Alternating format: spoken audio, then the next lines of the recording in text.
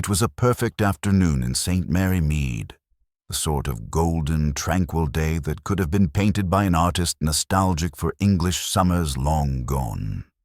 The lawns of St. Mildred's Hall shimmered in the light, the flower beds alive with color, and the gentle hum of conversation mingled with the faint tinkle of teacups. The village had gathered in full to attend Lady Beatrice Harrowby's annual garden fete, an occasion spoken of for weeks in advance and dissected for months after. There was the vicar, nervously sweating under his collar as he balanced a plate of sponge cake, Mrs. Bantry, in a wide-brimmed hat the size of a dinner platter, declaring it much too warm, Colonel Melrose expounding loudly on politics to anyone within hearing, and, of course, a cluster of young ladies pretending not to notice the equally young gentlemen who circled like bees around a rose bush. But the true centerpiece of the afternoon was not the tea, nor the raffle, nor even Lady Harrowby's peonies. It was the recital. Such a thrill for our little village, Lady Harrowby had announced to anyone who would listen. Imagine a professional pianist performing at my fete, and not just any pianist, Mr. Lionel Grant, all the way from London. Lionel Grant was indeed a name of some renown in musical circles.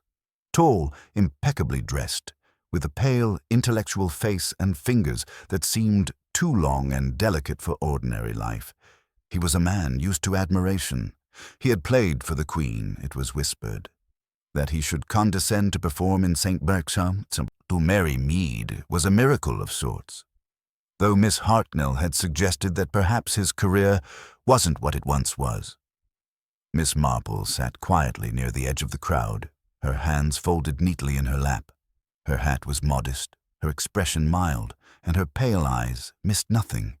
She had seen many fetes, many guests, and many performances. She had also seen many masks. "Such a handsome man," murmured Mrs. Bantry beside her, "though I dare say he looks a bit nervous. You don't suppose he's— Oh dear, he's starting." Lionel Grant took his seat at the gleaming grand piano that had been borrowed from the Harrowby drawing-room. For a moment, the chatter fell away. His hands hovered over the keys, and then— music. It filled the air, smooth and melancholy, rippling across the garden like a soft wind over water. It was Chopin, delicate yet sorrowful, and even the birds seemed to hush to listen. For 15 minutes the villagers were transported, away from gossip, away from gardens and jam-making, into the world of art and longing.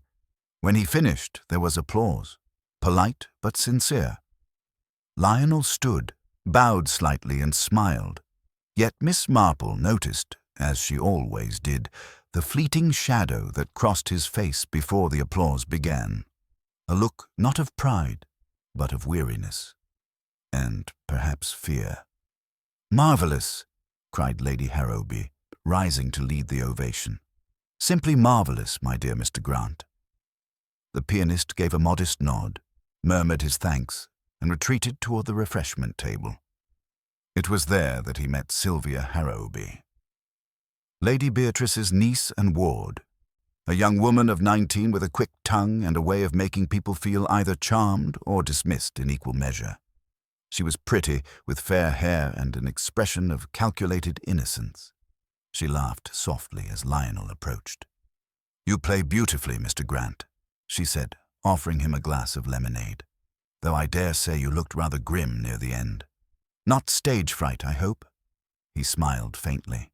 "Not stage fright, Miss Harrowby, merely memory." Something passed between them, a silence that lasted a heartbeat too long. Miss Marple, watching from her seat, thought she detected tension beneath the civility. Then came the interruption. A shriek, high, sharp, and unmistakably female, tore through the warm air. Heads turned, teacups rattled, and a moment later a maid came running from the direction of the terrace. Please come quickly," she cried. "Something's happened to Mr. Grant." A ripple of confusion surged through the crowd. Lady Harrowby dropped her fan. The vicar muttered a prayer, and then, almost as one, the guests followed the maid across the lawn. Lionel Grant lay slumped beside the piano, his body motionless, his face pale. One hand still rested on the polished wood as if reaching for another note. His eyes were open but unseeing. Dr. Haydock, who happened to be present, knelt at once. After a few seconds' examination, he looked up gravely. "He's gone," he said. "Dead." The murmurs rose like the buzzing of bees disturbed in their hive. Good heavens! Dead? But he was perfectly fine. Heart failure, do you think? Perhaps the heat. Miss Marple, who had not joined the circle, stood a little apart. Her expression was gentle, but her mind was already at work. She saw the overturned glass near his chair, the faint scent of almonds, and the curious fact that Lionel Grant's right hand was clenched tightly around something unseen. Lady Harrowby was in hysterics. "Poison! Oh, my dear heavens, he's been poisoned. I knew that maid looked suspicious. Or perhaps the lemonade. No, the teacups." Colonel Melrose took charge in his usual blustering manner. "Now then, let's have no wild talk. We'll wait for the inspector. No one leaves until we know what's what." The inspector from Much Benham, a solid man named Inspector Craddock, arrived within the hour. He examined the scene with professional caution, though his brow furrowed more than once as Lady Harrowby's guests attempted to assist him. By evening, the news had spread across the entire village. The famous pianist Lionel Grant had been murdered at Lady Harrowby's fete. At least, that was how the story was told at the Blue Boar, where gossip was both currency and entertainment. Everyone had a theory. The maid had done it. The lemonade had been tampered with. Or perhaps, whispered Mrs. Price Ridley darkly, perhaps Miss Sylvia herself had quarreled with the pianist. Through it all, Miss Marple listened quietly, offering no opinion. She merely sipped her tea and observed. She noted who spoke with too much confidence, who avoided the subject altogether, and who seemed a little too eager to insist on their innocence. To most, she seemed a harmless old woman, polite, vague, and fond of her knitting.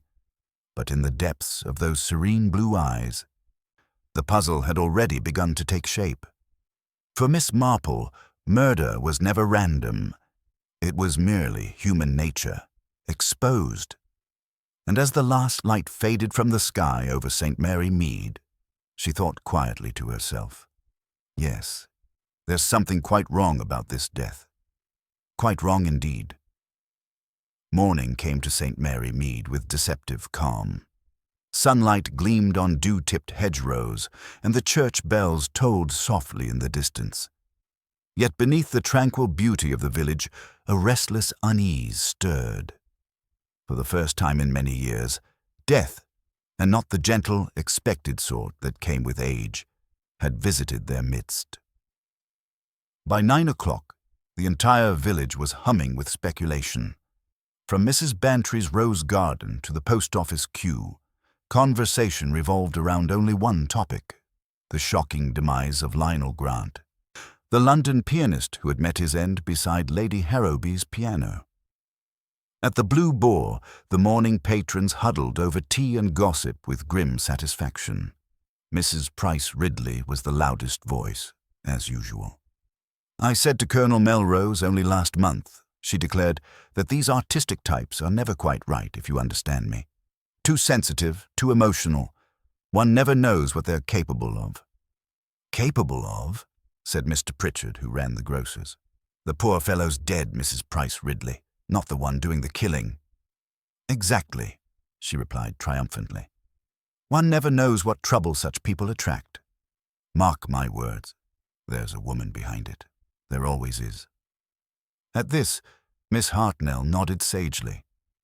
"Sylvia Harrowby," she whispered. "You saw how she carried on yesterday.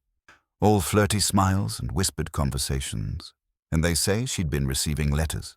From him."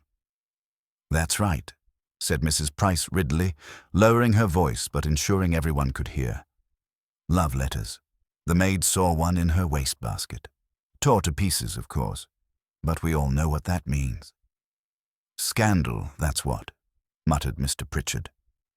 "Tragic," sighed the vicar's wife, who had entered just in time to catch the last word. "And at Lady Harrowby's fate, too.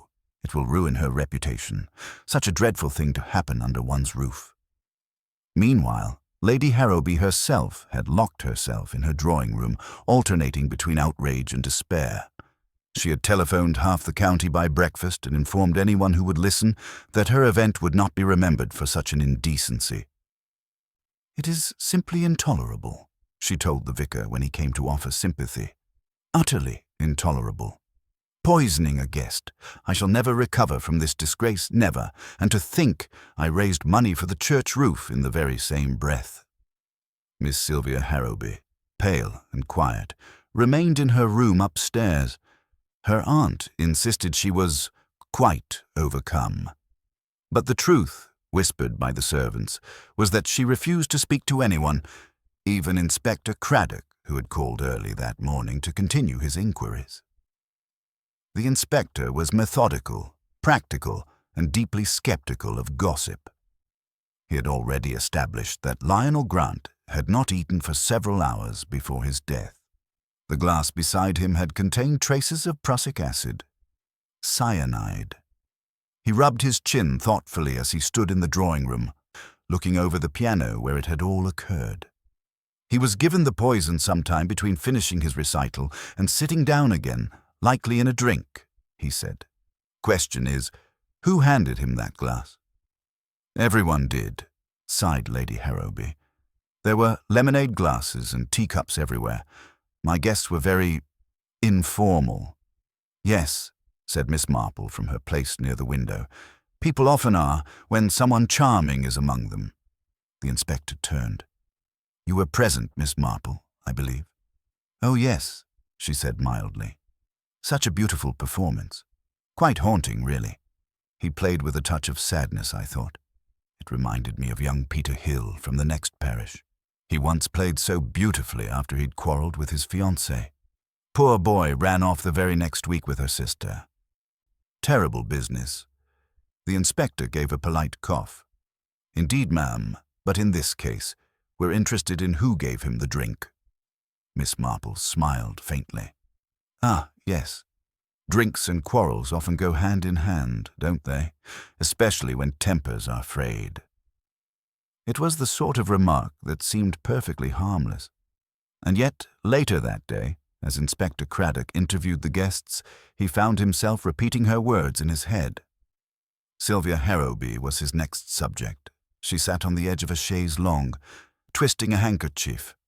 "I didn't kill him," she said abruptly before the inspector had spoken. "I couldn't have. I liked him. We were friends." "Friends?" "Yes. We met in London last year. He used to play at my aunt's soirees. He was kind, gentle. But then he changed." Her voice faltered. "He became anxious. Frightened, even. Said he'd made a mistake and someone was following him." "Following him?" Craddock leaned forward. "Did he name anyone?" "No, only that he was being blackmailed. I begged him to tell me more, but he wouldn't. Yesterday, before his recital, he told me he was going to end it all. I thought he meant the blackmail. I didn't think—" Her words broke into sobs. Craddock let her cry. When she finally looked up, her face pale and tear-streaked, he asked quietly, "Did you give him anything to drink?" She hesitated. Too long. "No," she said at last. "No, I didn't." Downstairs, Miss Marple was having tea with Mrs. Bantry and Dr. Haydock. They discussed the death in low tones, though Mrs. Bantry's curiosity occasionally overcame decorum. "I do wonder, Jane," she said, "what you make of it. You were watching him, weren't you?" Miss Marple's knitting needles clicked gently. "Yes, I was watching," she said. "People reveal so much when they think no one notices. For instance, Miss Sylvia looked at him as if she pitied him, and he looked back as if he feared her pity. That's rarely a comfortable relationship." Dr. Haydock frowned. "You think she's hiding something?" "Oh, my dear doctor," Miss Marple said kindly, "young people are always hiding something. The question is only, what?" By evening, the village gossip had reached a fever pitch. Theories abounded, from romantic tragedy to espionage. Someone even suggested that Lionel Grant had been a spy, poisoned by foreign agents. But in the quiet of her cottage that night, Miss Marple sat by the fire, reflecting. She remembered the faint scent of almonds. She remembered the clenched hand, and how Dr. Haydock had pried it open to find only a scrap of paper with a single word: tomorrow. She thought of fear, the sort that drives a man to perform beautifully one moment and die the next. And she thought of Sylvia Harrowby, pale and trembling, insisting that she had liked him. Miss Marple smiled faintly to herself and folded her hands. "Oh, my dear Lionel," she murmured softly, "whatever you meant by tomorrow, it seems your tomorrow has already arrived." She poked the fire once more, and the flames leapt higher. Outside, the village slept uneasily, and the truth, as it always does, waited patiently beneath the surface of human respectability. The following morning dawned grey and unsettled, as though the village itself had absorbed the disquiet of the previous day. Clouds hung low over the roofs of St. Mary Mead, and the usual cheerful bustle of the High Street was muted. Even the postmistress, Miss Weatherby, distributed letters with an air of solemn importance, pausing to whisper with each recipient about that dreadful affair at Lady Harrowby's. Inspector Craddock had established temporary quarters at St. Mildred's Hall. It was an unorthodox choice, but Lady Harrowby insisted that the investigation remain discreet and respectful, words which in her vocabulary meant under her supervision. The inspector, a patient man by nature, endured her interruptions with stoic calm.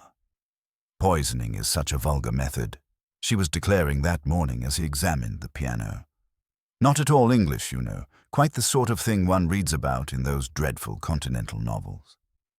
"Yes, my lady," said Craddock absently, bending to inspect the empty glass that still sat near the scene of the crime. It had been cleaned, rather unhelpfully, by one of the maids to tidy up. That small act of domestic virtue had wiped away nearly all trace of evidence. At that moment, Miss Marple arrived, hat neatly pinned, gloves buttoned, and expression mild. She had brought a small basket of scones for the staff, though Craddock suspected her true intention lay elsewhere. "Good morning, Inspector," she said cheerfully. "I do hope I'm not intruding. I thought perhaps a little sustenance might assist your men in their work. One cannot think clearly on an empty stomach." Craddock smiled despite himself. "You're very kind, Miss Marple. I don't suppose you've had any new thoughts about yesterday?" Miss Marple lowered her eyes modestly. "Oh, my dear Inspector, at my age one has thoughts about everything, but most of them aren't particularly useful." She hesitated. "Still, there is something rather curious, don't you think, about a man who knows he's in danger yet accepts a drink from just anyone?" Craddock straightened. "You think he expected to be poisoned?" "I think," she said gently, "that Mr. Grant feared something. Miss Sylvia said he spoke of being followed. Yet he came here, performed beautifully, and drank what was handed to him. That suggests either resignation or trust misplaced." The inspector frowned thoughtfully. "You think he trusted someone in that crowd?" Miss Marple smiled. "It's always someone in the crowd, Inspector. The trouble is knowing which one."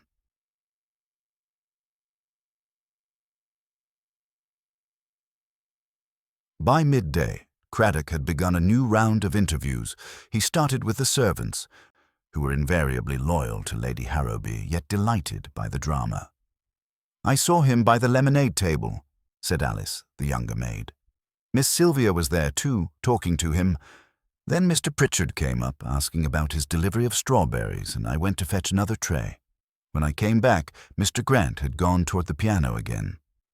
"Did you see him take a drink?" Alice shook her head. "No, sir, but there were glasses all over, everyone helping themselves." Another servant, the butler Jennings, offered a tidbit of his own. "Begging your pardon, sir, but I did overhear raised voices in the music room earlier that day, between Mr. Grant and a gentleman I did not recognize.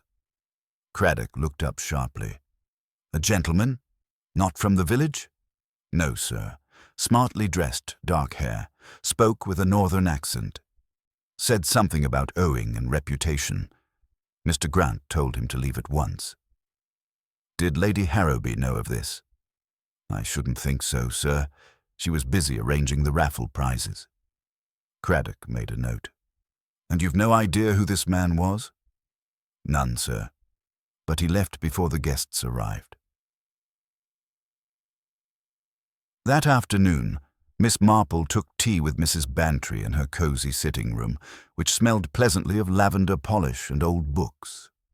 The two ladies sat by the window, overlooking the vicarage garden, where a robin hopped industriously between rose bushes. "It's so dreadful, Jane," Mrs. Bantry sighed. "All this talk of poison and blackmail. I can hardly believe such a thing could happen here." "My dear Dolly," said Miss Marple mildly, "it's astonishing how much can happen in a village if one looks closely. People assume wickedness belongs to great cities, but human nature is the same everywhere." Mrs. Bantry looked at her friend curiously. "You think the killer's from the village, then?" Miss Marple smiled faintly. "I think the killer is human, my dear, which narrows it down very little." She sipped her tea and added softly, "I've been thinking about that poor man's hand, clutching the paper with 'tomorrow' written on it. It's rather poetic, don't you think? Like something unfinished." "Yes, but what could it mean?" "Well," Miss Marple said, setting down her cup, "it could mean he expected something to happen the next day, or that he had arranged to meet someone. Perhaps even that he meant to reveal something." Mrs. Bantry's eyes widened. "Reveal what?" Miss Marple smiled again. "Ah, that's the question, isn't it?" Meanwhile, Inspector Craddock had finally tracked down the stranger mentioned by Jennings. His name was Henry Collier, a small-time concert agent from Manchester. Brought in for questioning, he looked distinctly uncomfortable. "Yes, I knew Lionel Grant," he admitted. "Used to book his shows up north. But we had a falling out. He owed me money. A great deal of money. Promised he'd pay me after his next engagement, but it never happened. So when I heard he was performing here, I came to collect." "Did you threaten him?" Craddock asked bluntly. Collier hesitated. "Not exactly. I just reminded him of his debt. He got angry, said it wasn't about money, that they'd ruin him if he didn't go through with it. I didn't know what he meant. He told me to leave and that he'd set things right tomorrow. Then he shoved a $5 in my hand and walked away." Craddock's brows knit. "Did you see him again?" "No, sir. I caught the 2 o'clock bus back to Much Benham." The inspector dismissed him, though unease prickled in his mind. Blackmail, money, a mysterious "they," and that same word again. Tomorrow. That evening, Craddock stopped by Miss Marple's cottage, ostensibly to return her empty scone basket. She welcomed him warmly, seated him by the fire, and poured tea as though he were an old friend. "I've spoken to everyone now," he said, rubbing his temples. "Half the village thinks it was suicide, half thinks it was Sylvia Harrowby, and the rest are inventing conspiracies involving Russian agents. But no one seems to know why he was so frightened." Miss Marple nodded sympathetically. "Fear can be a very private thing, Inspector. It's often rooted in shame. And shame, I find, is a much stronger motive than greed or hatred." He gave her a curious look. "You think this was personal, then?" "Oh, I'm quite sure of it," she said softly.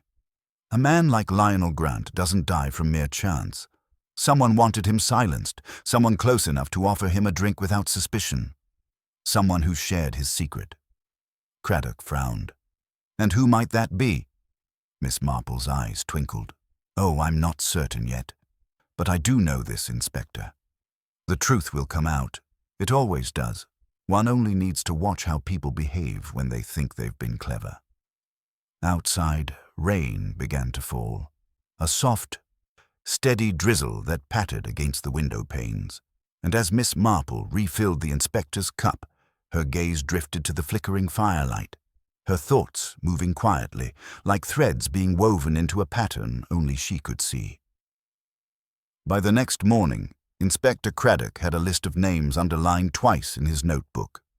Each was connected to Lionel Grant in some manner, and each, he suspected, carried a motive, or at least an opportunity. But in St. Mary Mead, opportunity was a common thing. Motive, on the other hand, hid beneath smiles and social niceties like weeds beneath rose bushes. The first name was Miss Sylvia Harrowby, young, beautiful, and distraught. She had known Lionel before his performance at the fete, a fact she had been reluctant to admit. There were whispers of love letters, an emotional quarrel, and perhaps even blackmail. Craddock found her story unsatisfying. He intended to test it again. The second was Mr. Henry Collier, the agent from Manchester, whose tale of debts and threats smelled faintly of half-truths. He had motive enough, money, but his alibi that he had taken the 2 o'clock bus home had been confirmed by the driver and several passengers. Still, Craddock knew better than to trust appearances. And the third, the most unlikely and yet the most intriguing, was Lady Beatrice Harrowby herself. Her outrage was genuine, yes, but it was too theatrical, too loud. Craddock had learned that excessive indignation often concealed unease. Why had she been so eager to control the investigation? He closed his notebook and sighed. Too many threads, he muttered, and none of them fit together. At St. Ray Mildred's Hall, the air was heavy with the smell of lilies. Lady Harrowby insisted on holding a small memorial service in the drawing room, for appearance's sake. The piano, now covered with a black cloth, stood silent in the corner like a coffin. The guests, mostly villagers, murmured condolences that sounded more curious than sympathetic. Miss Marple sat quietly in the second row, her face serene, her eyes sharp. After the short service, as the guests drifted toward tea, Miss Marple found herself beside Sylvia, who looked pale and drawn. "My dear," said Miss Marple gently, "I do hope you're resting. Grief can be so exhausting." Sylvia gave a short, bitter laugh. "Grief? I hardly know what I feel. Fear, perhaps." "Fear. Yes," Sylvia whispered. "I keep thinking about that word. Tomorrow. He showed it to me the night before he died. Said it meant something important. I begged him to tell me, but he only said I'd understand when the time came." Miss Marple tilted her head. "And you haven't, my dear?" "No, unless he meant the end of his blackmail. But that seems impossible now." "Blackmail?" Miss Marple's tone remained mild. "Did you know who was blackmailing him?" Sylvia hesitated. "No, only that he'd been in some sort of trouble years ago. Something to do with a woman. He was desperate that no one should find out. He said it would destroy him." Miss Marple nodded thoughtfully. "Ah, yes, I've known that sort of trouble before. It's remarkable how often men are destroyed by the women they think they can manage." Sylvia glanced at her sharply, but Miss Marple only smiled and patted her hand.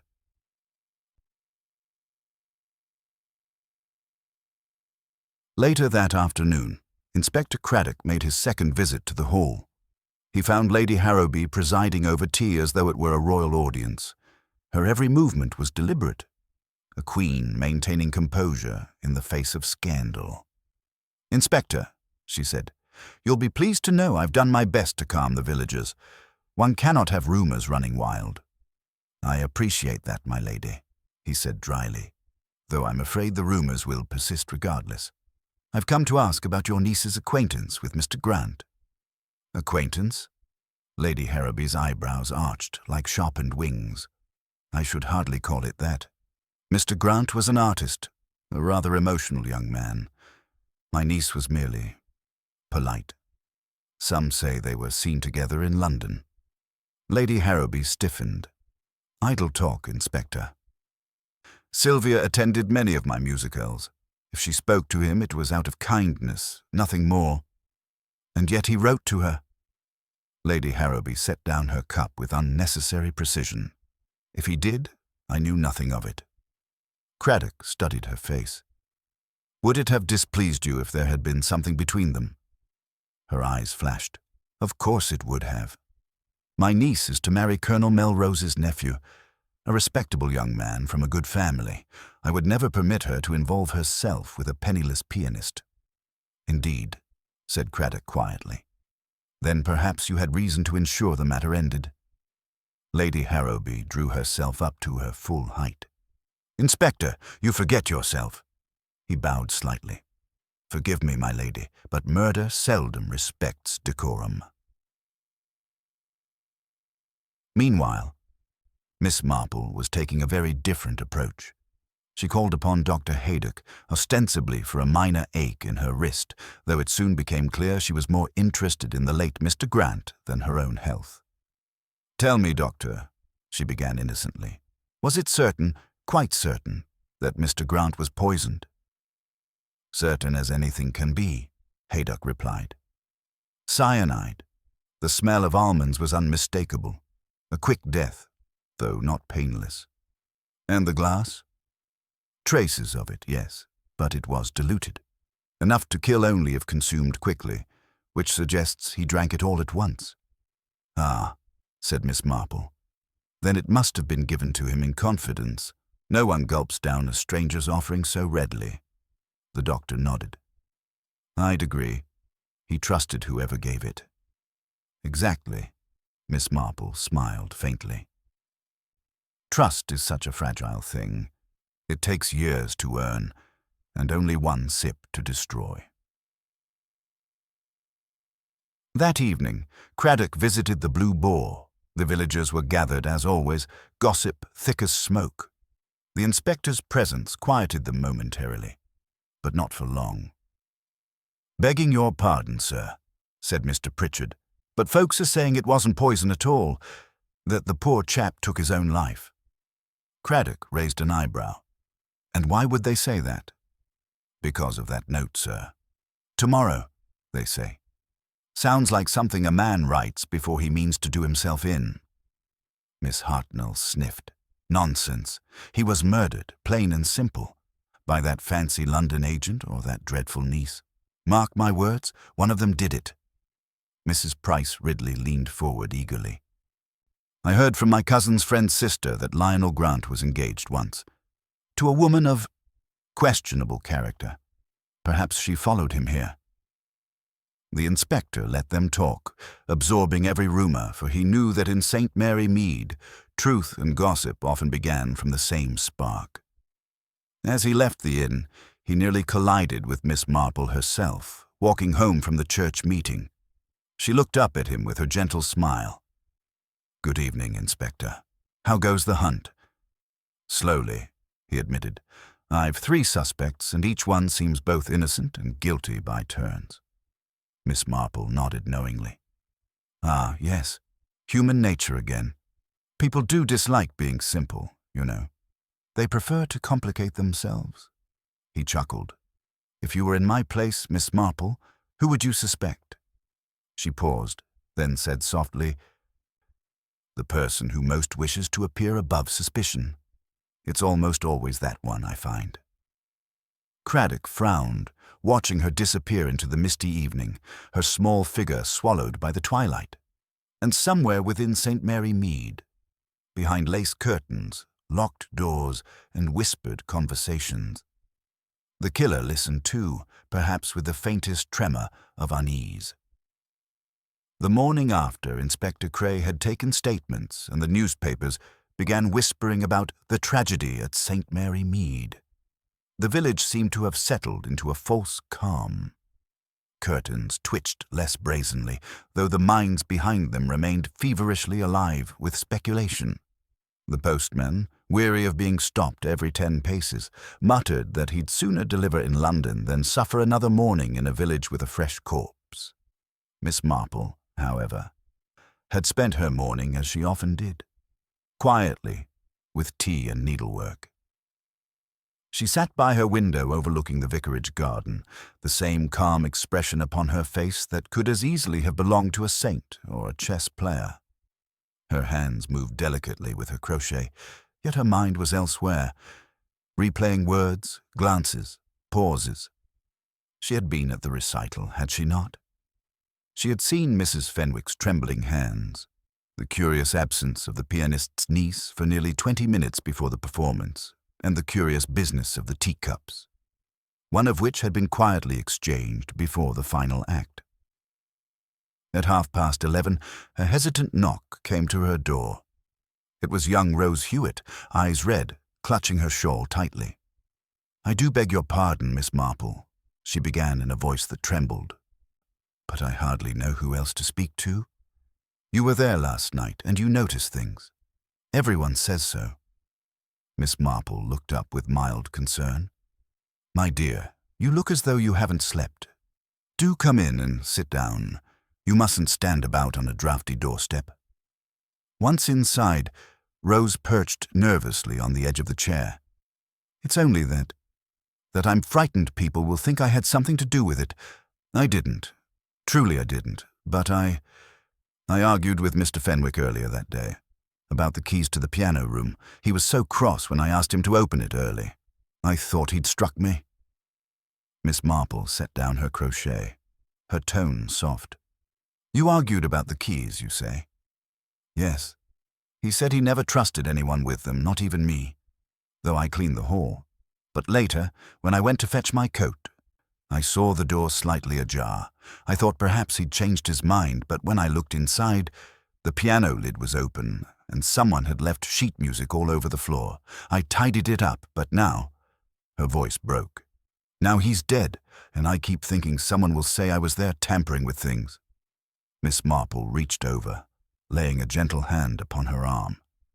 "My dear girl, if you had been tampering, you wouldn't have come to tell me so honestly. You mustn't trouble yourself about what people say. In small villages, talk is as natural as breathing, and twice as poisonous." Rose gave a faint, tearful smile. "You're very kind, Miss Marple." "Kindness has little to do with it, my dear," Miss Marple murmured thoughtfully. "It's simply that I have lived long enough to know that guilt seldom hides behind the eyes of the honest." After Rose had gone, Miss Marple sat in silence. The mention of the piano keys, the ajar door, the scattered sheet music. It fitted neatly into the corner of a puzzle she had been quietly assembling. Someone had needed access to that piano before the recital began. Someone who had known precisely what to alter. Later that day, Inspector Cray stopped by the vicarage garden where Miss Marple was tending her roses. "Good afternoon, ma'am. Thought I might pick your brain a bit, if you don't mind me saying." "Not at all," she said pleasantly.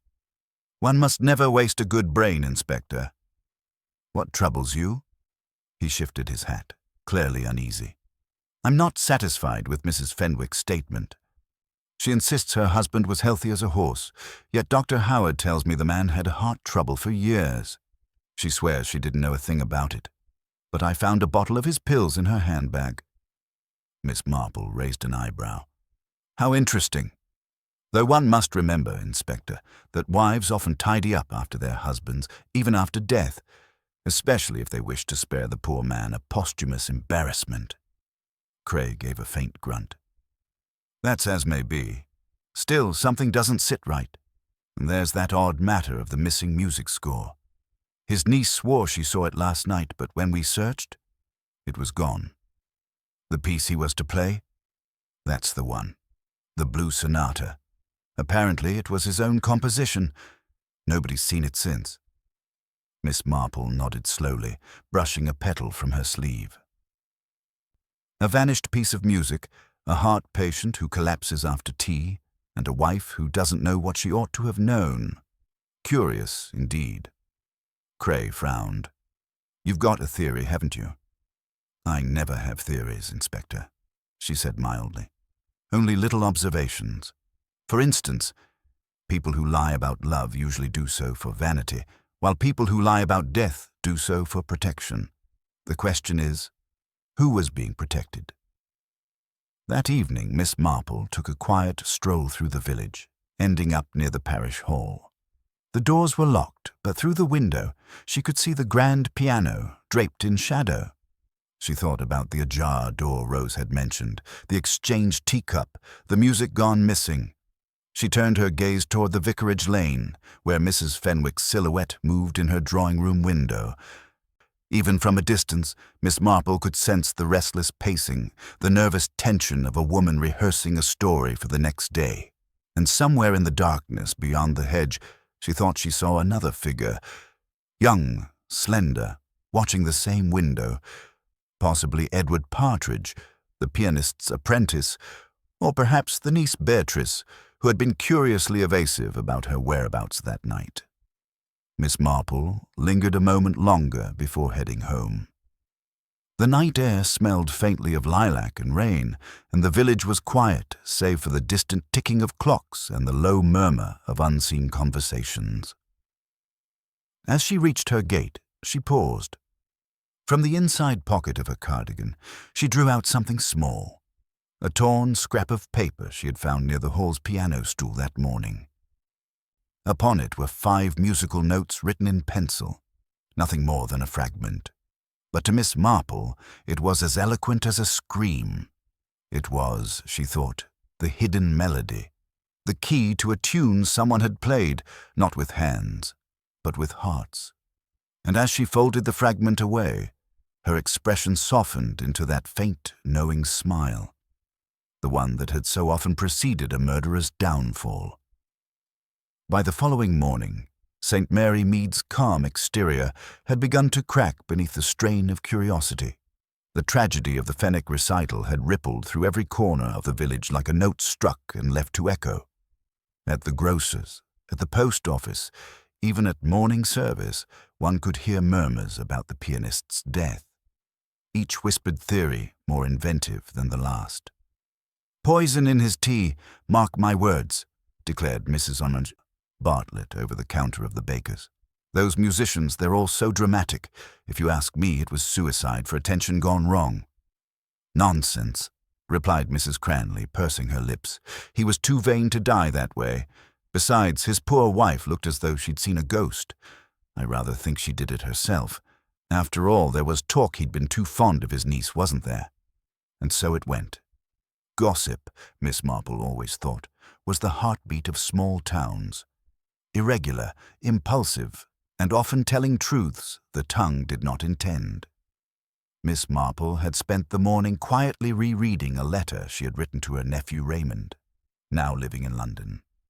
She had merely mentioned the little excitement in the village, her words mild and unassuming, though her mind, as ever, was several steps beyond the letter's calm phrasing. The inspector, she knew, was struggling to assemble a coherent motive. The death itself appeared natural. Heart failure, according to the first examination. Yet Miss Marple could not rid herself of a faint dissonance, like a wrong chord struck in an otherwise harmonious tune. At 11, she put on her shawl and set out toward the Fenwick house. The grey clouds hung low over the rooftops, and a faint drizzle dampened the path. She arrived just as Beatrice Fenwick, the niece, was stepping out onto the porch, a small valise in hand. "Why, Miss Fenwick?" Miss Marple called softly. "You're not leaving us already?" Beatrice started, her face pale beneath the brim of her hat. "Oh, Miss Marple, I'm only going to Bath for a few days. My aunt thought it best." "Everything here feels so dreadful." "I can quite imagine," Miss Marple said gently. "Grief is a strange companion. It follows one even when one tries to escape it." Beatrice's eyes flickered. "I just can't bear the whispers. People look at me as though I—" She stopped herself, clutching her gloves. "Uncle was not an easy man, but I loved him, you understand. He was kind to me in his way." "In his way," Miss Marple echoed softly. "Yes, I believe he could be kind, but one sometimes wonders at the cost of such kindness." Tell me, my dear, did your uncle ever mention the Blue Sonata to you?" Beatrice's composure faltered. "Yes, of course. It was his final work. He said it was meant to be his masterpiece." "Indeed," Miss Marple murmured.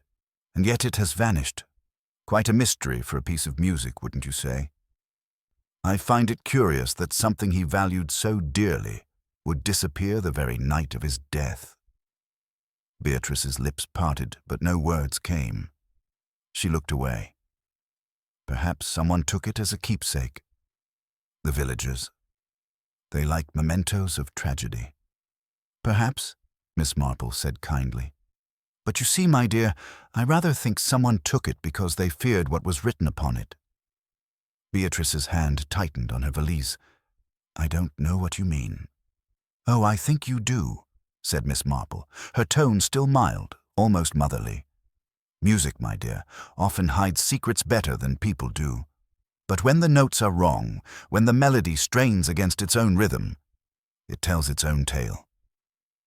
There was a long pause before Beatrice whispered, "He was going to perform it that night. He'd promised it would change everything. That people would finally understand his genius. I didn't want him to play it." "Why not?" "Because—" Beatrice's voice broke.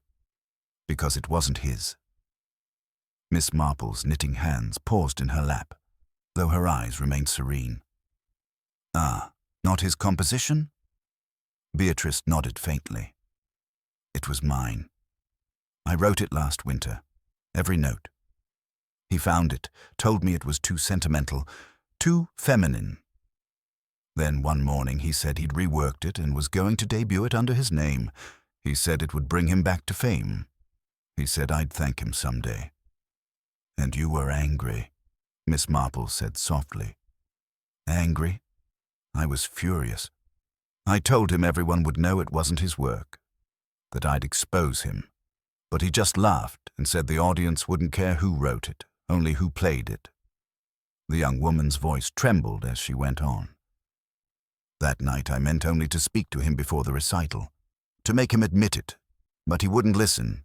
He shouted at me to leave him alone and locked himself in the green room.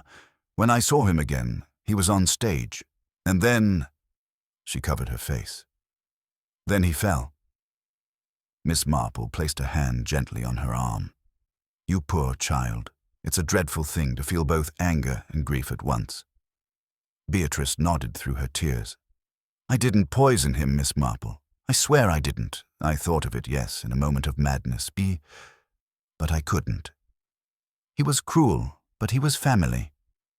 "I quite believe you," said Miss Marple quietly. The truly guilty seldom weep with such sincerity. Beatrice looked up, startled. "Then you think someone else—" "I think," Miss Marple said, "that music was not the only thing he stole." After the girl left, Miss Marple stood a long while in the drizzle, gazing at the closed door. Then, pulling her shawl tighter, she began her slow walk home. Her mind, though calm, hummed with quiet revelation. The missing score, the exchanged teacup, the pianist's history of borrowing brilliance from others, all threads leading toward a single loom. At the crossroads, she nearly collided with Edward Partridge, the young man who had tuned the piano that night. He looked pale and anxious. "Beg pardon, Miss Marple. Didn't see you there." "That's quite all right," she said pleasantly. "Out rather early, aren't you?" "Couldn't sleep," he muttered. That poor man, though he weren't always pleasant. "Still, it's not right, the way everyone's talking." Miss Marple tilted her head. "You worked closely with Mr. Fenwick, didn't you?" "Yes, ma'am. Tuned for him before every concert. He liked things precise, you see. Almost unnatural, the way he'd demand perfection. Last time, he even had me adjust the hammer action the morning of the recital. Said the sound needed to sharpen the emotion. Odd way of putting it." "Indeed," Miss Marple murmured. "And when you tuned the piano, did you notice anything peculiar?" He frowned. "Now you mention it. The dampers had been shifted. Someone must have fiddled with them between my visits. It'd make the tone strange, like the keys were sighing. Sighing, Miss Marple repeated softly. How poetic. Edward gave a nervous laugh. Suppose it doesn't matter now. Poor devil can't hear it anymore. No, Miss Marple said, her eyes distant. But perhaps someone else could. Someone who wanted that sound to conceal a more sinister note. That night, as Miss Marple sat again with her crochet and the faint ticking of her clock, she took out the torn scrap of music she had found. 5 notes. Faint pencil markings. Beneath them, barely visible, was a small smear of something brownish-red, as though the paper had been pressed by a trembling, blooded hand. She studied the notes, C-E-D-G-B, and smiled faintly. A confession, she whispered, hidden in plain sight. Outside, the wind stirred the lilacs, and somewhere across the village, a guilty heart beat to the rhythm of those same 5 notes. Unaware that Miss Marple, ever patient, had already begun composing her quiet symphony of justice.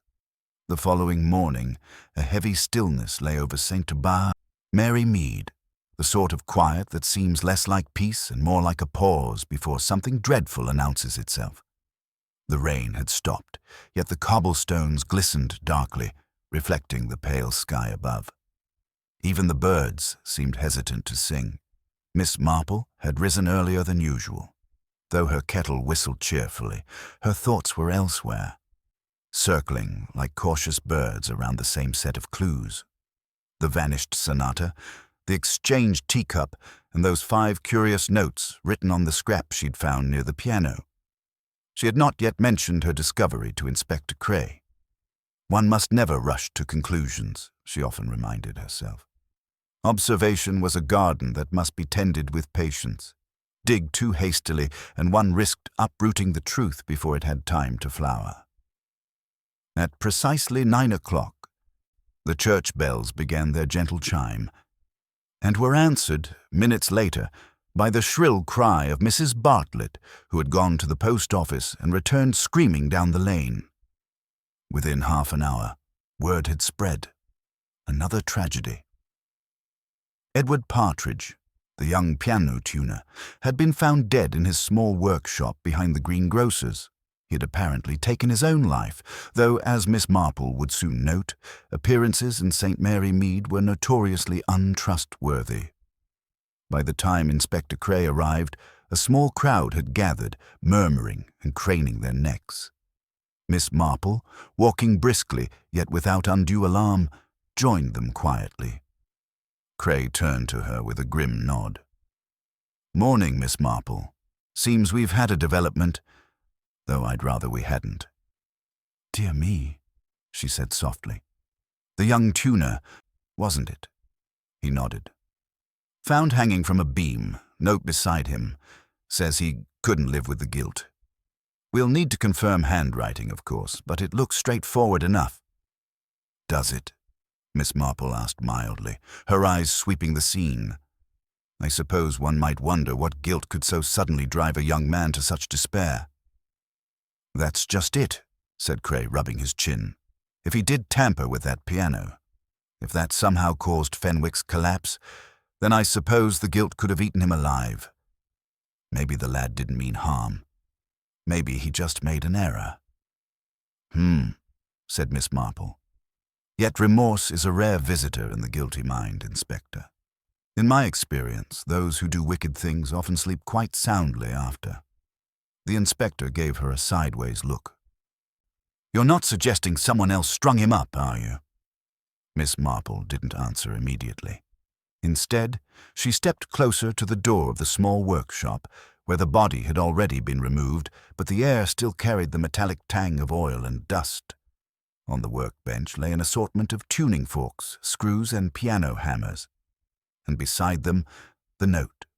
She leaned forward slightly, her blue eyes narrowing. "May I?" Cray nodded. The paper was smudged, as though handled by someone with damp fingers. The writing was uneven, but not incoherent. "I'm sorry for what I did. I never meant for Mr. Fenwick to die. I only did what she told me." Miss Marple read the line again, softly murmuring the last words. "What she told me." "His mother, maybe," offered Cray. "He didn't have one living." "Then perhaps a sweetheart," Miss Marple suggested absently. "Or a woman with authority over him, though not of affection, I fancy. The handwriting lacks hesitation. Not guilt, Inspector, but obedience." Cray frowned. "You think someone dictated this?" "I think someone guided it," she said, folding her hands neatly. "Or perhaps forced it. You see, a young man who intends to die rarely takes such care with his penmanship." Cray muttered something unprintable. "You're saying he was murdered, then?" Miss Marple didn't reply directly. Instead, she nodded toward a corner of the room where a small puddle had formed beneath the beam. "Strange," she said quietly. "He was supposed to have hanged himself, yet there's water on the floor. Clean water, and his boots are dry." Cray followed her gaze, his brows drawing together. "Good Lord. You mean someone washed the place?" "Perhaps not the place," she said, "but perhaps something in it. A cloth, maybe, or a hand." There was a long silence between them. At last, Cray said, "If you're right, Miss Marple, then whoever killed Fenwick wasn't finished after all." "Oh, I'm quite certain of that," said Miss Marple softly. "You see, Inspector, when guilt belongs to one hand, it tends to silence the other that could reveal it. Young Mr. Partridge may have known too much." By midday, the village had once again dissolved into agitation. Some said it was a curse, others muttered of an affair gone wrong, and still others, the practical sort, swore they'd heard strange sounds from the parish hall the night before. Meanwhile, Miss Marple sat in the vicarage garden, her mind sorting through the symphony of deceit. Fenwick's wife, the niece, the tuner, each note now playing its part. The 5 musical tones she had deciphered from the torn paper still haunted her thoughts. C, E, D, G, B. When played together on her small upright piano, they produced a strange dissonance, almost mournful. But she had realized something else that morning. Each note corresponded to the initials of a person. Clara Fenwick, Edward Partridge, Dorothy, Rose, Hewitt, George Fenwick, and Beatrice. A coincidence? Miss Marple did not believe in those. By the time Inspector Cray called again that evening, she was ready. He seemed exhausted, his coat soaked from the misty air. "I've been questioning the niece," he said wearily. "Poor girl's near hysterical. Swears she never saw Partridge after the recital.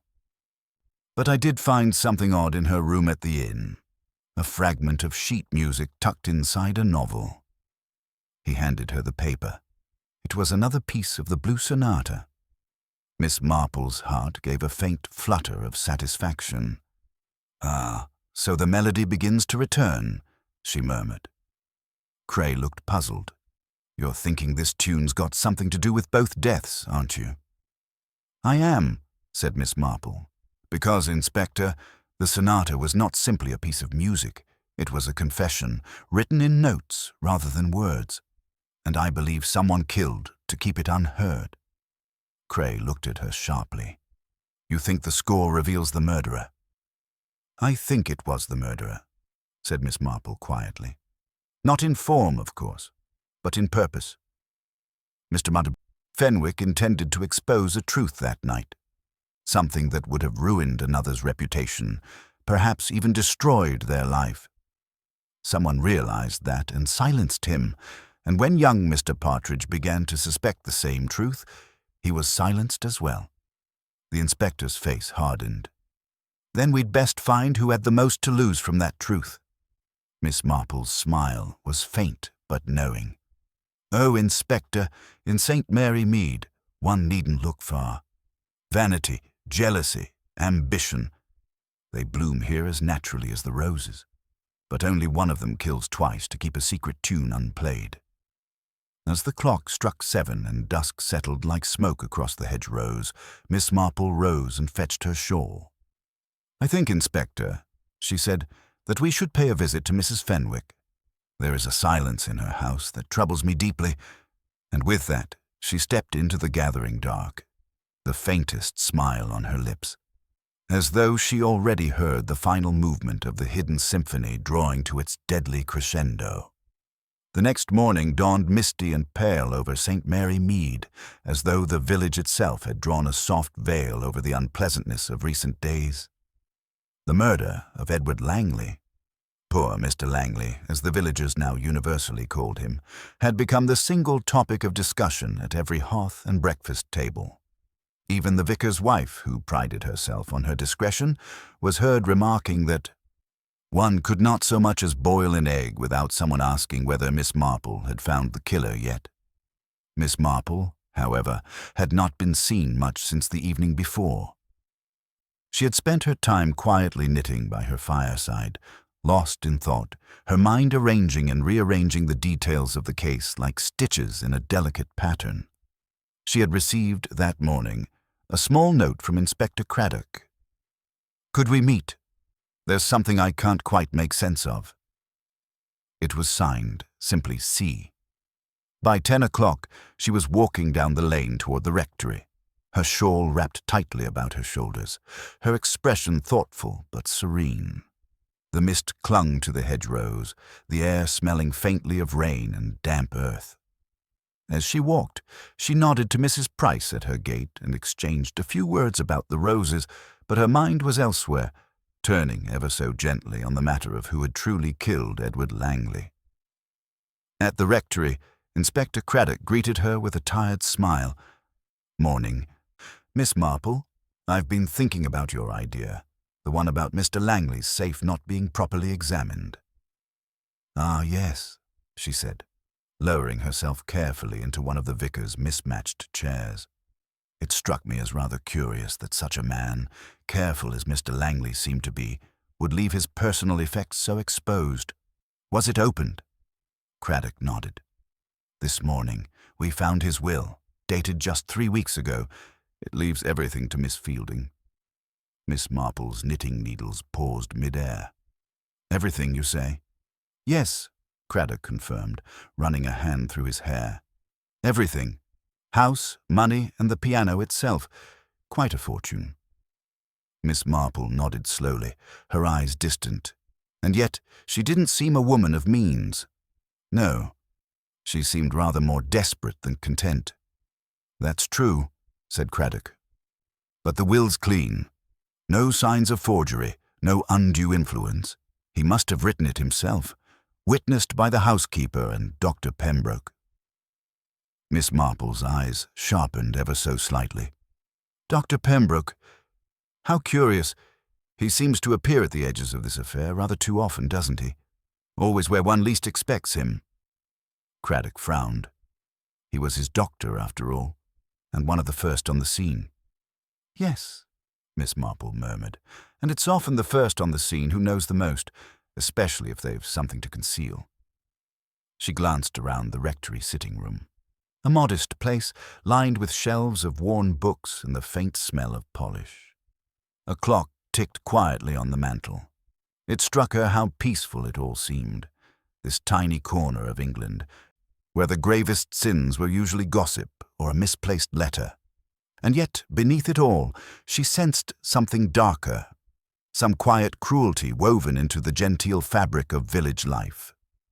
"Tell me, Inspector," she said suddenly, "was there anything else in the safe?" He hesitated.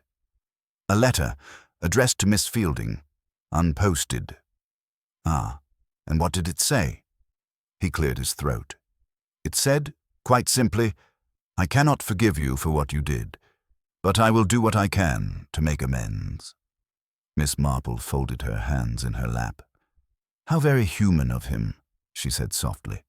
"To forgive in deed, but not in heart. That letter tells us everything about Edward Langley, and something rather important about Miss Fielding." Craddock tilted his head. "Meaning?" Miss Marple smiled faintly. "Meaning that Miss Fielding was no innocent. She did something to wrong him, something he could not forget, and yet he left her everything. That kind of guilt, Inspector, can make men and women behave in the strangest ways. Craddock leaned forward. You think she killed him to cover up what she'd done? Oh, not necessarily.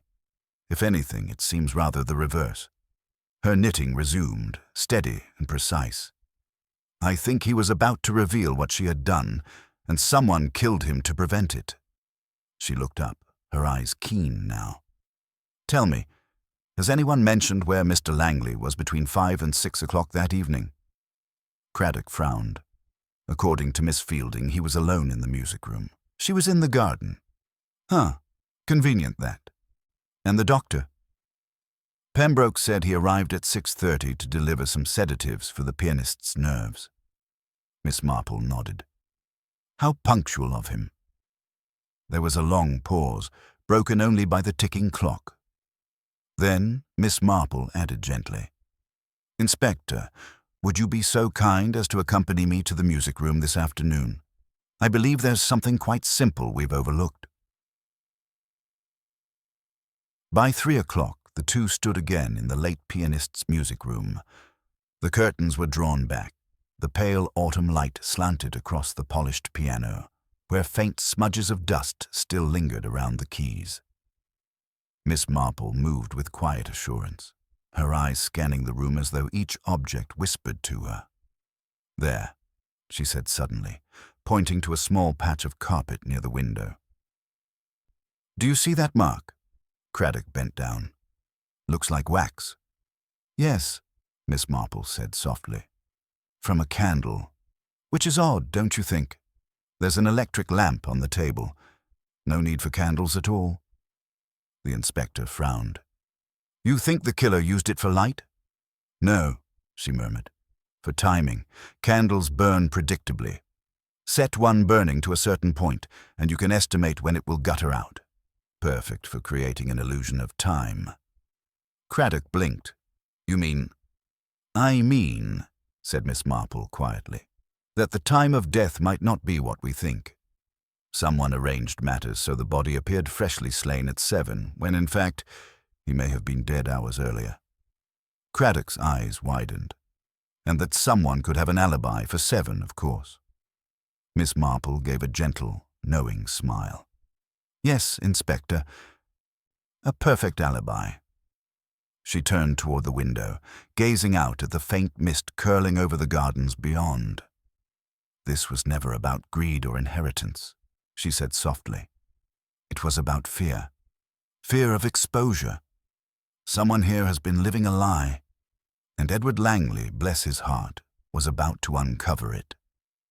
As the afternoon light dimmed, she drew her shawl closer around her shoulders. I think, she said, almost to herself, it is time to invite our suspects for a final little tea at the vicarage. I should like to see how they behave when the past is placed delicately before them. Craddock glanced at her. A trap, Miss Marple. Her eyes twinkled. Oh no, my dear Inspector, merely an observation over tea. The invitation from Miss Marple had been couched, as always, in the most innocent of terms. A few of us are meeting for tea at the vicarage tomorrow at 4 o'clock. Do come, dear. It will be quite informal. Such was the note that appeared in the hands of Miss Clara, Fielding, Dr. Pembroke, the housekeeper, Mrs. Lacey, and even the widowed Mrs. Godfrey. None could refuse. To decline Miss Marple's tea was to risk the raised eyebrows of the entire parish. Besides, she was known to pour the best Darjeeling this side of London, and her sponge cakes were something of a local legend. Yet beneath the genteel phrasing and lavender scent of the notes, an undercurrent of tension ran through St. Mary Mead. For everyone knew, though no one said it aloud, that Miss Marple never gathered people without reason. And when she did, secrets had a habit of coming undone. The next day, the vicarage drawing-room glowed with late afternoon sunlight. A fire crackled merrily, and the tea-table was laid with exquisite precision, bone china cups, silver spoons, and a tiered stand of scones and sandwiches. Miss Marple sat near the window, serene as ever, her knitting resting in her lap. Inspector Craddock stood by the fireplace, pretending to admire the vicar's portrait while keeping a discreet eye on the guests. Dr. Pembroke was the first to arrive, his expression strained but polite. He looked, Miss Marple thought, rather more tired than a man of medicine ought to be. His fingers tapped restlessly against his hat brim. "Miss Marple," he said, inclining his head, "a pleasure, as always. Though I confess, I didn't expect another social occasion so soon after all that's happened." "No, indeed," Miss Marple replied pleasantly.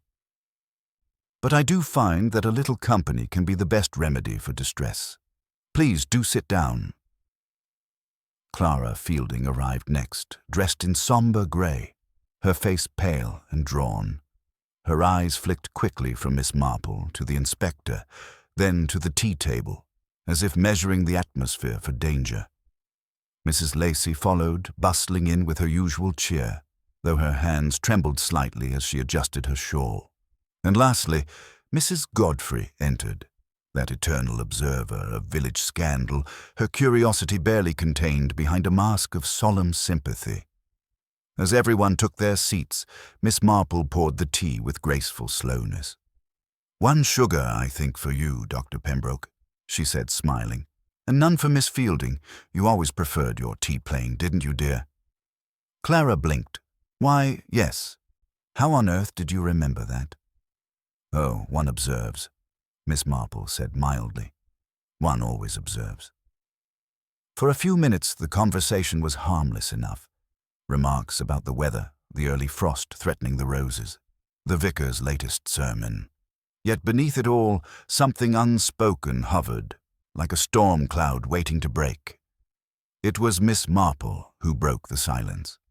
"I've been thinking," she said softly, "about poor Mr. Langley's recital. So tragic that it should have ended in such a way." Dr. Pembroke nodded. "Indeed, a fine musician, and a kind man. It's dreadful, dreadful what happened."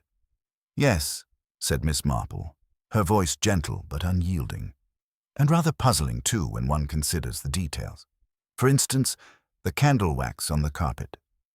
Such a curious thing to find in a room that had electric lighting. Clara's teacup clinked against its saucer. "Candle wax," she said faintly. "Why, yes, my dear, quite a large patch of it just by the piano. Someone must have lit a candle earlier in the day, perhaps to create a certain impression of time." There was a brief, uneasy silence. Then Miss Marple continued. "I imagine it must be rather difficult for a doctor, wouldn't you say, to alter the apparent time of death without arousing suspicion? Yet a candle might do that very neatly. Burn it to a certain length, and when it gutters out, why, the timepiece of death itself." Dr. Pembroke stiffened. "Are you suggesting—" "Oh, heavens, no," Miss Marple interrupted with a mild laugh. "Merely observing how clever some people can be when they wish to appear somewhere they are not." Mrs. Godfrey leaned forward eagerly. "You mean the doctor could have killed him earlier, before the recital?" Craddock shot her a warning glance, but Miss Marple merely smiled. "Oh, Mrs. Godfrey, I think it best we don't leap to conclusions. Still, it does make one wonder why our good doctor was so very prompt in offering those sedatives at 6:30, when poor Mr. Langley was already quite beyond their use." Pembroke rose abruptly, his voice tight. "Miss Marple, I will not sit here and have my integrity questioned. I had nothing to do with the man's death." "Of course not, my dear doctor," she said soothingly. "You only happen to be the one man who knew about his heart condition, and the only one who could administer something that would appear natural in a post-mortem report." His eyes flashed. "That's absurd," but Miss Marple's tone was as soft as ever. "Is it? Then perhaps you can explain the missing vial of digitalis from your surgery cabinet. Inspector Craddock tells me it was unaccounted for the morning after the murder." A silence fell. Mrs. Lacey gasped. Clara Fielding's face went pale as paper. Pembroke faltered. "I mislaid it. It happens. My assistant—" "There is no assistant, doctor," Miss Marple said kindly. "You dismissed him last month, remember?" He sank back into his chair, beads of sweat forming on his forehead. "You have no proof," he muttered. Miss Marple regarded him with pity. "Oh, but I think we do. You see, I found something most telling when I visited the music room yesterday. The candle wax, of course, and, how curious, a stethoscope tucked behind the piano. Perhaps forgotten in haste." Craddock stepped forward. "We found the same, Doctor. Your initials engraved upon it." The doctor's composure cracked. "He was going to ruin me," he whispered hoarsely. "Langley, he'd found out about the prescription forgeries. I never meant to kill him. I only meant to frighten him, make him faint so he'd listen. But he collapsed before I could do a thing. And then I saw my chance. If it looked like his heart gave out naturally, why, no one would ever know." The confession hung in the air like a heavy fog. Clara Fielding covered her mouth, trembling. You monster! You let them think I'd done it." Pembroke turned toward her, anguish in his face. "I was desperate, Clara. Don't you see? I was saving us both. He was going to expose you too. That letter, he was ready to tell the world what you did to your husband, the way you left him for Langley." "Stop it!" Clara cried. Miss Marple's voice cut through the chaos, calm and measured. "Yes, I think that will do." Inspector Craddock stepped forward, his tone firm. "Dr. Pembroke, I'm placing you under arrest for the murder of Edward Langley." The doctor sagged into his chair, defeated. Mrs. Godfrey gasped audibly, while Mrs. Lacey murmured something about the wages of sin. As Craddock led the trembling doctor away, Miss Marple quietly poured herself another cup of tea. Mrs. Lacey turned to her in awe. "However did you know, Miss Marple?" "Oh, it was quite simple, really," she said, stirring her tea. "Men who kill in panic rarely tidy up properly, and doctors, bless them, always trust their instruments more than their consciences." She smiled gently, her eyes reflecting the flicker of the fire. "I dare say St. Mary Mead will settle back to its usual tranquility soon enough. But I must say, human nature never ceases to amaze me." And outside, as the church bells tolled the hour, the last of the day's sunlight faded behind the cottages, leaving the village once again serene, unaware that beneath its tranquil charm, a heart of darkness had just been exposed. The following morning dawned bright and deceptively peaceful over St. Mary Mead. The air was crisp, and the village green shimmered faintly under a film of dew. It was difficult to imagine that only a few hours before, the genteel stillness of the village had been shattered by the confession of Dr. Pembroke, the respected physician, the man who had attended christenings, weddings, and funerals with equal grace. Now, his name was spoken in lowered voices, with the mingled fascination and horror that accompanied all village scandals. Miss Marple, naturally, was up early. She had already swept her doorstep, fed the robins in her garden, and was now sitting by her fireside, pouring herself a modest cup of tea. Her movements were slow and deliberate, her face tranquil, but her eyes carried a certain weariness, not of the body, but of the soul. For Miss Marple, it was never the act of solving that troubled her. It was what lay beneath the solution, the frailties of human nature that time and again proved more tragic than monstrous. A soft knock came at the door. She smiled faintly. "That will be Inspector Craddock," she murmured to herself. Indeed, when she opened the door, there he stood, hat in hand, looking rather apologetic and yet oddly relieved. "Miss Marple," he said, "I hope I'm not disturbing you too early." "Not at all, my dear," she said kindly. "I was just thinking of having a second cup. Do come in. I expect you've been very busy this morning." He followed her into the sitting room, glancing around with a half smile. "You do have a talent for turning the worst crimes into the coziest of breakfasts, Miss Marple." She chuckled softly. "Oh, I wouldn't say that. But I do find that a proper pot of tea helps one think more kindly of mankind, even when mankind has behaved very badly indeed." Craddock accepted the cup she poured him and sat down opposite her. Well, the papers will have a field day, I expect. A country doctor, a forged prescription scandal, and a murder at a concert. It has all the makings of a sensation. Yes, said Miss Marple quietly. But I dare say most of the readers will only see the headlines, not the loneliness behind it all. Poor Dr. Pembroke. Vanity and fear made him do foolish things. He thought he could outwit the truth, but truth, like cream, always rises to the top. Craddock nodded thoughtfully. He's still insisting he didn't mean to kill Langley.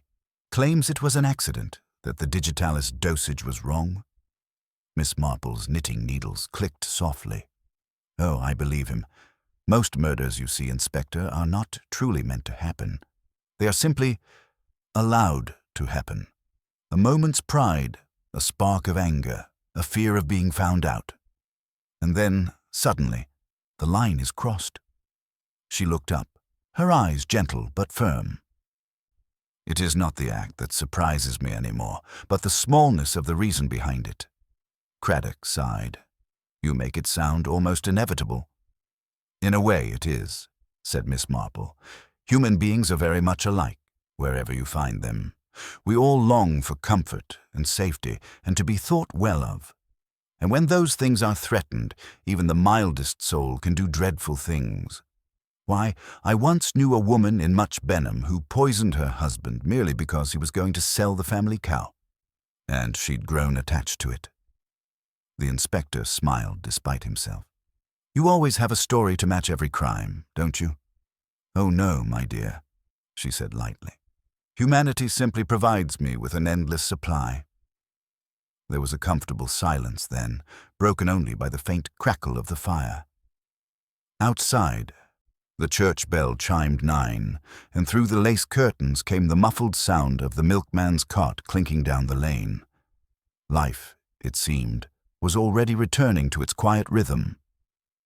Craddock cleared his throat. There's something else I wanted to ask you, Miss Marple. You seemed very sure yesterday about the time of death. How did you know about the candle, that it had been used to fake the timing?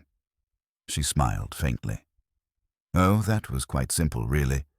I remembered a similar trick used during a village fete many years ago, though that time it was for a pie competition.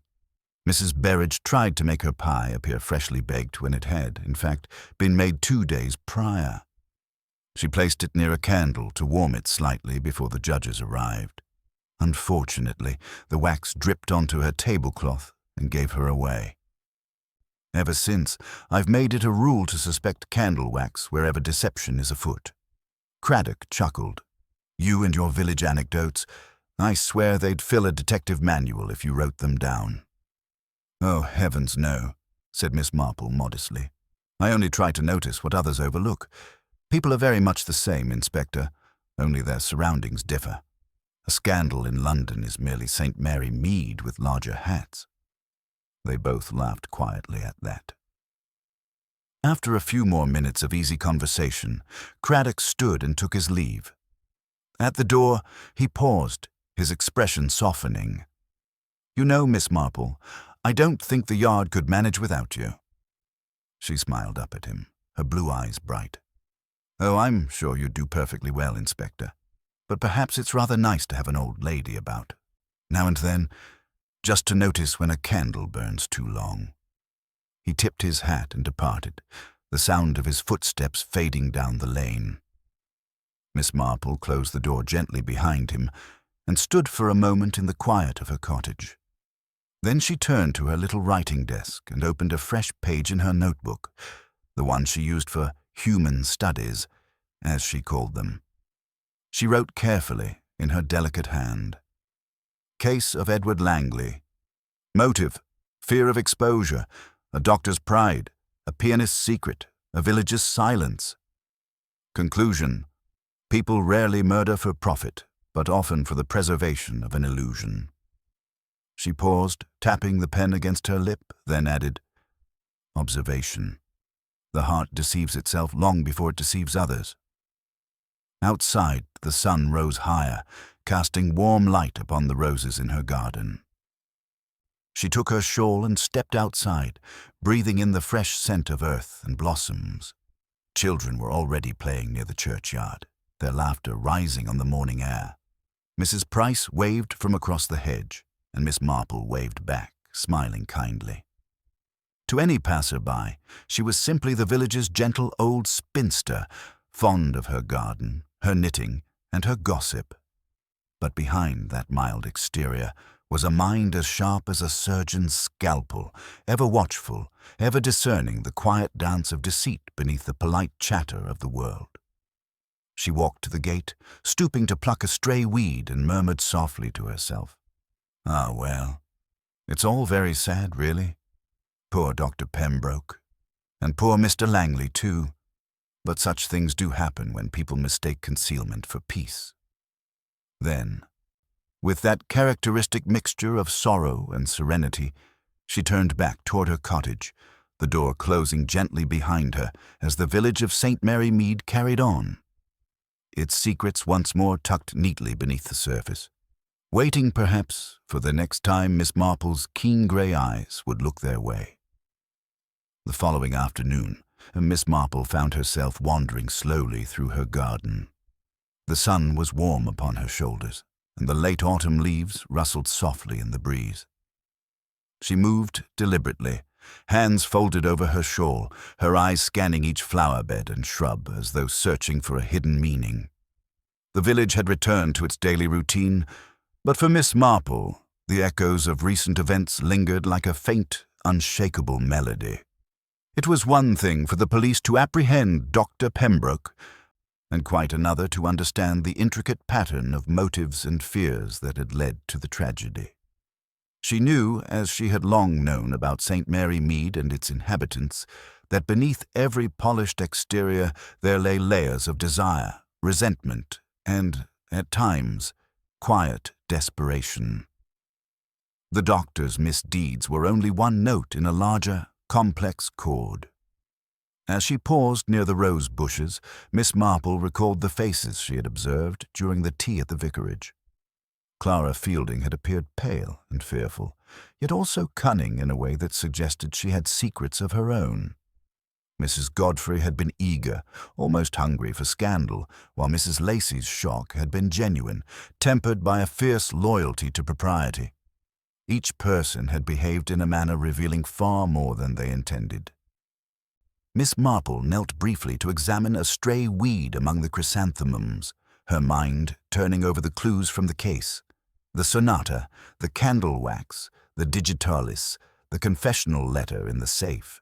They had all converged, revealing not only the murderer, but the fragile web of human pride and fear that had ensnared him. She thought of Edward Langley, the pianist whose final recital had become the scene of disaster. He had been meticulous, precise, and devoted to his music, yet even he had been ensnared by human weakness. His attentiveness to detail had brought the truth to light, yet it had also precipitated his demise. Such was the cruel balance of life in a small village, where the most innocent acts could carry unforeseen consequences. Miss Marple rose to her feet and strolled toward the gate, where a few children were playing with a hoop and stick. Their laughter carried across the garden, a sharp contrast to the grief and tension that had permeated the village only days before. Watching them, she reflected on the simplicity of life, the untainted joy that so few adults allowed themselves to experience. It reminded her that the capacity for wrongdoing was often born from the very desire to protect oneself from scrutiny or embarrassment. A sudden rustle in the hedges drew her attention. It was Mrs. Price carrying a basket of apples. "Good afternoon, Miss Marple," she called cheerfully, though her eyes were curious. "I hope you're feeling well enough to enjoy the garden today." "Thank you, Mrs. Price," Miss Marple replied with a smile. "I find that fresh air is often more restorative than any medicine." The older woman lingered a moment, her gaze sweeping the garden. "It's all so quiet now, almost as if nothing ever happened." Miss Marple inclined her head. "Quiet on the surface, Mrs. Price, but the undercurrents remain. That is why one must always watch and listen, even after the storm has passed." Mrs. Price nodded slowly. "I suppose that is true, though I cannot imagine anyone in St. Mary Mead capable of such things." "They are capable of far more than one might suspect," Miss Marple said gently.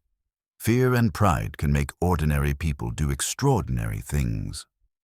The conversation drifted, replaced by the sound of the children's laughter and the gentle rustling of leaves. Miss Marple allowed herself a moment to breathe in the scents of earth and late bloom, to enjoy the fleeting peace of the afternoon. She reflected on how, despite human failings, life continued, resilient, patient, and unrelenting. She thought again of Dr. Pembroke, now in custody. There had been no malice in his act beyond panic and a misguided sense of self-preservation. Yet the repercussions had rippled outward, touching many lives. Clara Fielding's hidden anxieties, the gossiping villagers, even the quiet observations of the vicar, all had intersected in a tapestry of cause and effect, each thread leading inevitably to the revelation of truth. Miss Marple paused by the pond, watching a thin film of mist rise from the water's surface. She considered the nature of justice, of human folly, and the delicate balance between observation and inference.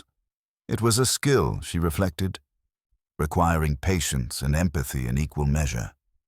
The ability to see beyond appearances, to detect the small inconsistencies and overlooked gestures, was what separated understanding from mere assumption. As she moved back toward the house, the sun dipping lower behind the hedgerows, Miss Marple's thoughts turned to the village itself. St. Mary Mead would continue its quiet routines, the memory of the recent events fading with each passing day. But the lessons remained. Vigilance, attentiveness, and the gentle pursuit of truth were necessary to navigate the complexities of human behavior. Entering her cottage, Miss Marple placed her shawl on the back of her chair and settled near the fire once more. She retrieved her notebook and penned a final observation for the case.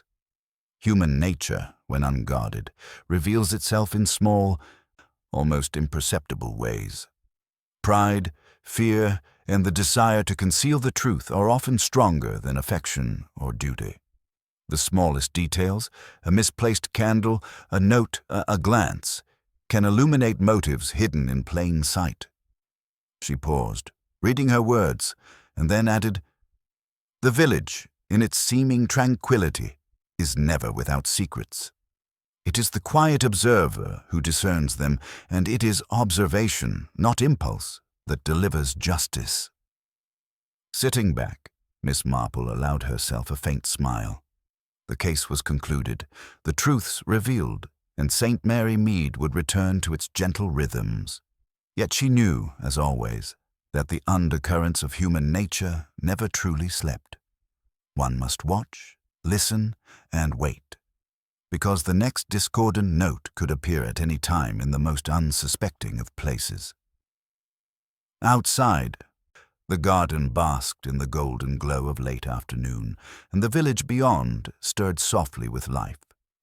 Miss Marple, serene and observant, continued to knit, her mind quietly cataloguing the lessons of yet another mystery solved, ready, as always, for the next. The village of St. Mary Mead settled into an uneasy calm in the days following Dr. Pembroke's arrest. The sensation of a scandal had rippled outward like a stone cast into still water, disturbing ripples in homes, shop windows, and the quiet corners of the vicarage hall. Life resumed its ordinary pace, mail delivered, milk collected, church services observed, but beneath the surface, Miss Marple sensed the subtle tremors of lingering unease. People looked at one another differently now. Even the roses in her garden seemed to sway with the secrets of the village. Miss Marple, as always, moved through these days with her usual deliberate serenity. She tended her garden, made her tea, and listened. But her mind, as sharp and quiet as a pair of shears trimming a hedge, never stopped working. Though the confession had been made, the motive laid bare, there remained small nagging details that tugged at her curiosity. Nothing escaped her, not even the faintest incongruity. One crisp morning, she decided to visit the music room once more. The windows had been cleaned, the piano polished, and a thin ribbon of dust had been swept from the floor. Yet something about the room still unsettled her. Perhaps it was the absence of the pianist's presence, or perhaps the silence itself had weight. She moved gently across the floor, pausing to examine the piano keys. They were immaculate. But her trained eye detected faint fingerprints near the middle register, smudges that had been overlooked, trivial to most, yet significant in context. She knelt by the window, her eyes tracing the faint wax mark still clinging to the carpet near the piano. Her thoughts returned to the candle, the artificial timing, and the precise orchestration of deception. She imagined Dr. Pembroke entering, lighting the candle, administering the fatal dosage, and then leaving as if nothing had occurred.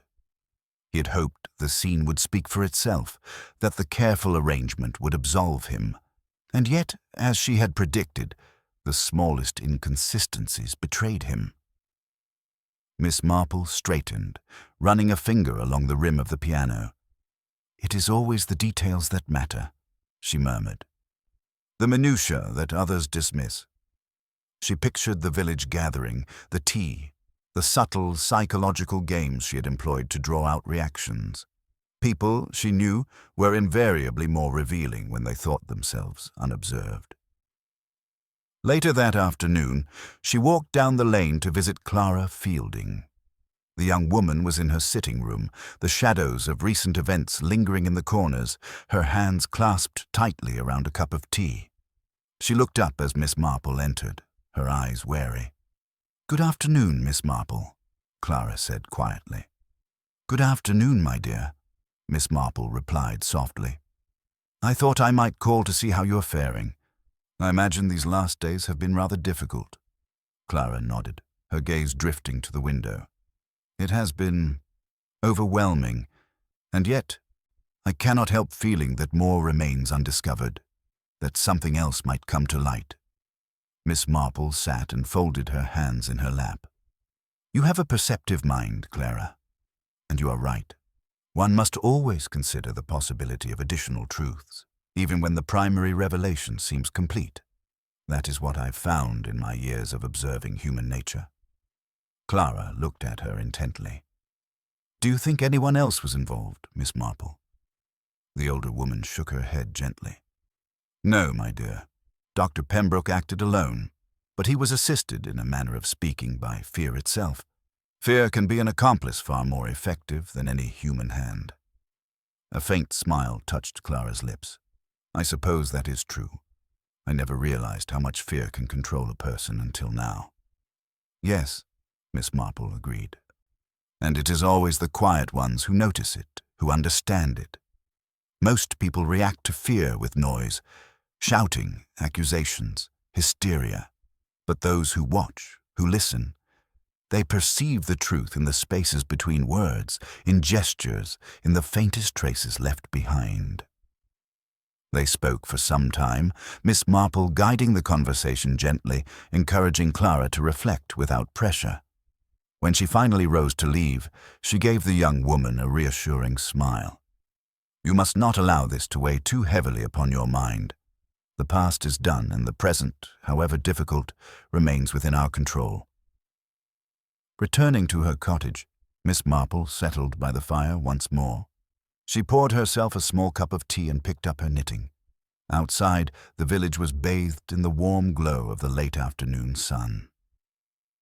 The church bells tolled softly in the distance, their gentle rhythm marking the passage of time.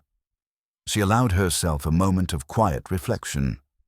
The case, now concluded, had revealed the true character of those involved, the pride and panic of Dr. Pembroke, the hidden anxieties of Clara Fielding, and the unobserved but constant vigilance of the village at large. Every detail, every subtle gesture had contributed to the revelation. It was, she mused, a perfect illustration of human nature, flawed, intricate, and endlessly fascinating. Miss Marple sipped her tea and set the cup down. She thought of the villagers, returning to their routines, unaware of the delicate threads of observation that had restored order. She thought of the small gestures, the careful attention, and the quiet patience that had led to the truth. And she smiled, faintly, as she did every time she concluded a case, knowing that the work of observation never truly ended. For in St. Mary Mead, as in all places, people continued to live, to hope, and, occasionally, to deceive. And Miss Marple, ever vigilant, would always be there, quietly noticing, patiently reflecting, and gently guiding the unraveling of secrets until the final piece fell into place. She leaned back, her knitting resting against her lap, and allowed herself the smallest sigh of satisfaction. The village was safe once more, justice quietly restored, and the lessons of the tragedy etched firmly in memory. Beyond the window, the roses swayed in the evening breeze, indifferent yet beautiful, as life carried on. Miss Marple, serene and thoughtful, closed her eyes for a moment, listening to the soft ticking of the clock and the distant echoes of village life. She knew the world would continue to offer mysteries, and she, as always, would be ready, patient, perceptive, and gently unmasking the truth that lay hidden beneath ordinary appearances.